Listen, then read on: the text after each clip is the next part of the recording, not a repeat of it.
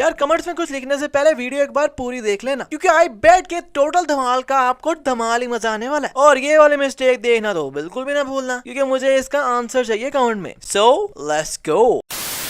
7 minute की सिर्फ starting है, और ये स्टार्टिंग अब तक जितनी भी मूवीज देखी हैं उन सब में से सबसे लंबी वाली स्टार्टिंग है। यहाँ ये दोनों लटक रहे हैं और लटकते हुए गुड्डू कहता है कि पॉकेट से मोबाइल निकालो और सेल्फी लेते हैं। पर यार ये कौन सा मोबाइल है जिसकी सेल्फियां फ्लैश मार रही हैं? नहीं आई मीन यहाँ तो कोई फ्लैश लाइट लगी ही नहीं हुई, पर इसके कैमरे में से लाइट निकल रही है। और 3 सेल्फियां ले ली है इन्होंने, पर यहाँ एक बार भी पिक्चर चेंज होती नजर नहीं आई, क्योंकि ली हुई पिक्चर्स यहाँ जाती है ना, पर यहाँ तो कोई गई नहीं। फिर नीचे आकर इस पाइप से शीशा तोड़ते हैं, पर अभी पाइप शीशे से इतू सी भी टच नहीं हुई और ये शीशा पहले ही टूट गया। अब हुई है जाके। इस फिल्म में बुमन ईरानी साहब का नाम शमशेर सिंह है और पुलिस कमिश्नर है ये, और ये डॉन भी है। पर जब गुड्डू इनके जेब में से ये आईडी कार्ड निकालता है तो आईडी कार्ड पर इनका नाम पीसी मलिक लिखा हुआ है, मतलब किसी और के कार्ड पर बुमन ईरानी साहब की पिक्चर लगा दी है इन्होंने। यहाँ जब गुड्डू डॉन को कहता है कि पीछे देखो पीछे, तो जब वो पीछे देखता है तो गुड्डू सिर्फ डॉन को किक मारता है। पर ये भाई तो ऐसा जैसे बाय 1 गेट 1 फ्री की ऑफर थी, जो इनको किक लगी भी नहीं। और देखो जा कैसे रहे हैं। और गुड्डू ये बैग फेंक रहा है तो ये बैग यहाँ गिर रहे हैं, पर जब कैमरा नीचे आता है तो इन चिरकुटों के पास गिर रहा होता है, मतलब यहाँ गिर रहा होता है। पर जब गुड्डू ऊपर से देखता है तो यहाँ तो सिर्फ ये अंकल खड़े हैं, वो चिरकुट लोग तो है ही नहीं यहाँ जिनके पास बैग गिरे थे। पर फिर जब कैमरा नीचे आता है तो यही अंकल उन चिरकुटों के पास खड़े होते हैं बैग पकड़ के। और जब ये सब डॉन को खींच रहे हैं तो क्लियरली नजर आ रहा है कि डॉन ने बेल्ट पहनी हुई है, पर जब डॉन की पैंट फटती है तो वो बेल्ट गायब हो जाती है। और पहले आपने देखा था ना कि कितने ज्यादा शीशे गिरे हुए थे जब ये विंडो टूटी थी, पर अब देखो बस इत्तू से पड़े हुए नीचे। यहाँ मानव जब ये एंटीक चीजें साफ करने लगता है तो यहाँ पर कुछ भी नहीं है, पर जब ये चीजें गिर रही होती है तो ये पीछे वास आ जाता है और ये अंकल आकर कहते हैं कि तुमने मेरी आर्ट गैलरी को फार्ट गैलरी बना दिया। पर पहली बात तो ये कि जब कैमरा दूर के एंगल से दिखा रहा है तो ये सब अल्फाबेट चकाचक फिट लगे हुए हैं, पर उसी टाइम जब ये अंकल दिखाते हैं तो वो खराब हो जाते हैं। और जब मानव और आदि इस दुकान में आते हैं तब पीछे ये एफ अल्फाबेट इस आर्ट से काफी दूर है, और जब ये अंकल दिखाते हैं तो ये साथ जुड़ जाता है। और वैसे भी मानव ने सिर्फ ये चीजें गिराई हैं, तो फिर वो इतनी दूर लगे अल्फाबेट्स कैसे हिल गए?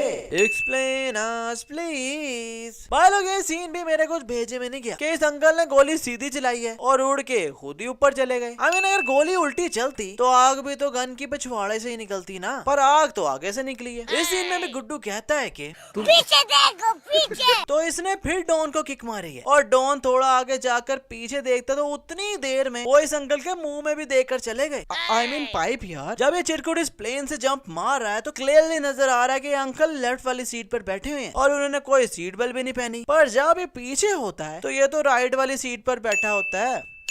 अबे यार ये अंकल बनेंगे मार्वल के न्यू आयरन मैन, क्योंकि इतनी ऊपर से ये प्लेन गिरा है और बस इतनी सी चोट आई है और उस चोट में से भी खून नहीं निकल रहा। आई मीन बाहर नहीं निकल रहा, ऊपर से अभी भी जिंदा है ये। मुझे तो लगता है कि आयरन मैन की जगह ये चुटकी बजाते ना गोल्डनर पहनकर, तो फिर भी इन्होंने बच जाना था। जब ये प्लेन गिरता है और ये लोग आते हैं तो दूर से यहाँ कोई भी बॉडी पड़ी नजर नहीं आ रही, पर जब कैमरा पास आता है तो ये आयरन मैन अंकल गिरे होते हैं। और जब डॉन मतलब पुलिस कमिश्नर आकर इस लाश की तलाशी लेता है तो इसके बटवे में से इसकी और गुड्डू की पिक्चर भी है। पर वेट, क्योंकि गुड्डू ने तो यहाँ वही शर्ट जैकेट और ग्लासेस पहनी है जो थोड़ी देर पहले पहनी हुई थी, और ये पिक्चर है पुरानी। यहाँ आदि आदत से मजबूर है और अभी लड़की की गाड़ी साथ ही आई है, तो इसके अंदर का शक्ति कपूर जाग गया। तो भाई उसी टाइम आगे ये ट्रक आ गया, तो जैसे ये गाड़ी मोड़ता है तो एकदम ऊपर के एंगल से तो इसके साथ कोई लड़की वाली गाड़ी ही नहीं है और पीछे भी नहीं है, और यहाँ इनकी ब्रेक फेल हो गई है, तो भाई हैंड ब्रेक लगा लो, पर नहीं। और जब ये कार उल्टती है तो ये अंदर मानव है ही नहीं बल्कि कोई पुतला है, और इतनी कलाबाजियां मारी हैं इस कार ने, और आदि ने सीट बेल्ट भी नहीं पहनी और फिर भी इस सीट पर ही बैठा हुआ है आदि। ऊपर से इतना सा भी कुछ नहीं हुआ इसे।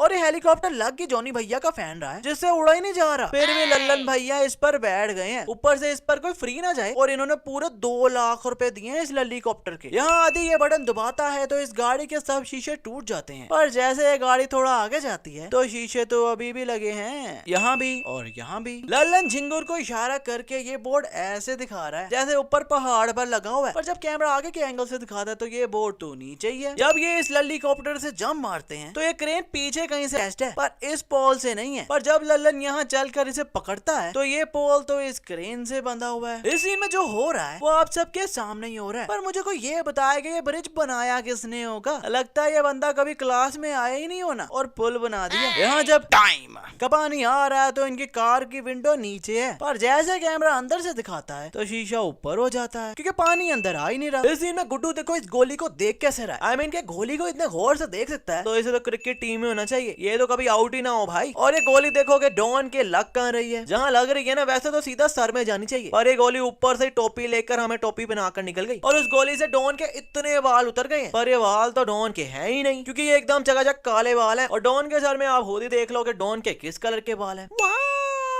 ये इनका डायलॉग है कि बड़ा आदमी बनना है ना, पर यहाँ ये जीपीएस वाले अंकल वही डायलॉग बोल रहे हैं जबकि उसे पता तक नहीं है कि ये जगतपुर जा क्यों रहे हैं। भाई, आप इंसान हो कि केला?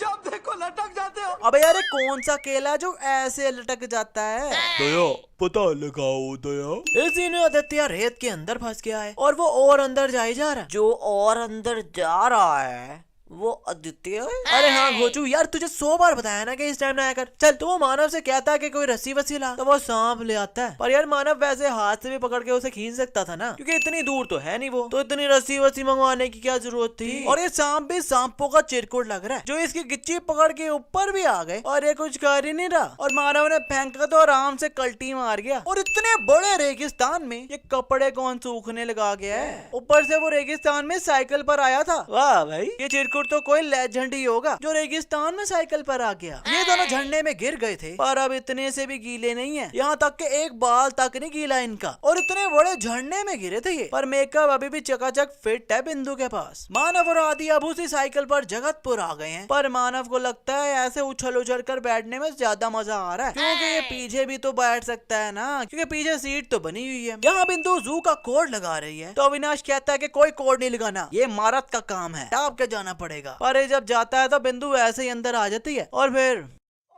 फॉलो दिस ना। कोड क्या था?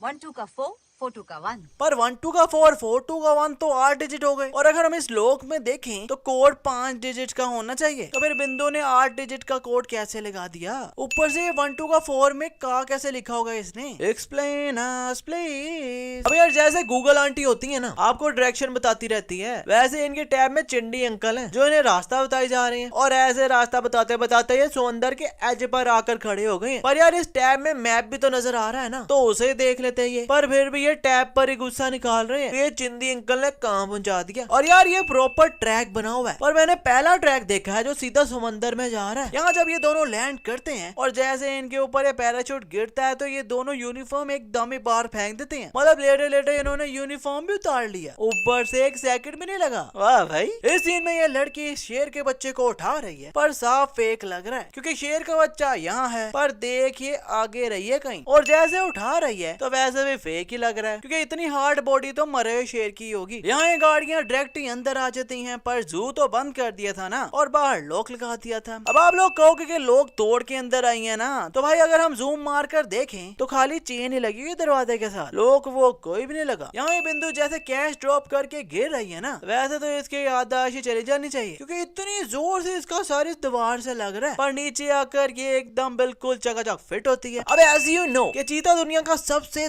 तेज जानवर है और उसी का भाई है टाइगर। अरे ये वाला टाइगर नहीं, ये वाला टाइगर। अब यार इसकी भी स्पीड का तो आपको पता ही है ना, पर बिंदु इससे भी तेज भाग रही है जो ये टाइगर से पकड़ी नहीं जा रही, जो ये टाइगर से पकड़ी नहीं जा रही। ऊपर से ये वाला इफेक्ट देखो, ऐसा दिया हुआ जैसे इतनी तेज ये दोनों भाग रहे हैं कि हवा को ही फाड़ते जा रहे हैं। अब यहाँ जब आदि और मानव इस हाथी के बच्चे की जान बचा रहे हैं तो आदि इसके मुंह से ये गन्ना निकालता है तो काफी बाहर आ गया ये, पर जब कैमरा सामने के एंगल से आता है तो इसके हाथ तो दोबारा मुंह में गया होता है और अब निकालता तो अब उल्टी भी साथ ही बाहर निकल आती है जबकि पहले नहीं थी। और हाथी के बच्चे ने एक गन्ना खाया था, पर जूस तो इसने 50 गन्नों जितना निकाल दिया। अब यार मैं तो कहता हूँ जितने भी लोग गन्ने का जूस सेल करते हैं ना, उन्हें हाथी दे दो, एक गन्ने से 10 जग निकाल कर देगा जूस के। इस सीन में आदित्य और मानव इस हाथी हाथी से ये बम्बो स्टिक्स खींच रहे हैं। तो जब उनके हाथ में ये बम्बो स्टिक्स आ जाती हैं, तो जब ये हाथी अपनी उन्हें सूंड मारता है तो वो उड़ के गिरते हैं। पर यार हाथी की सूंड तो इतू से भी टच नहीं हुई, तो क्या यह हाथी की सूंड की हवा से ही उड़ गए? Explain us please. और अब जब कैमरा ऊपर से आता है तो जहाँ इस बच्चे ने उल्टी की थी वहाँ तो कुछ गीला गीला है ही नहीं। जादू। और यहाँ इस शेर ने इस गुड्डू को पुश किया है तो वो इतना ऊपर उड़ के गिरा है, फिर भी उसे कुछ नहीं हुआ।